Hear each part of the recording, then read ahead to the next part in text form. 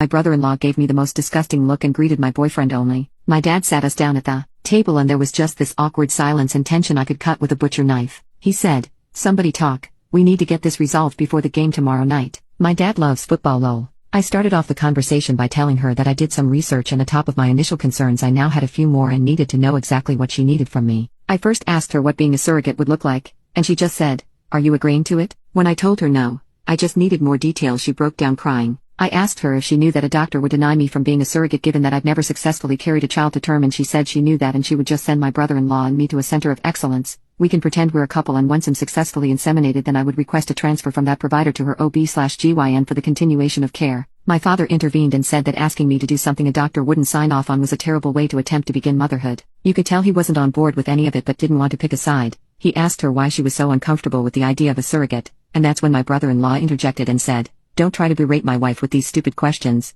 Talk to your selfish fee of a daughter about why she can't help her sister." That immediately shifted the mood. My boyfriend started to yell at him for calling me a B. My dad told him he could not disrespect his daughters in his home. Everything just went up in flames. My sister was crying, asking me to do her this favor, practically begging. I told her that if I could trade places with her I would, but I was scared and just didn't want to die. I think that was the first time I had said that out loud ever. We couldn't get more solved after that. My dad asked my brother-in-law to leave because he couldn't control himself and refused to apologize. When he was walking out, my sister told him she would meet him in the car,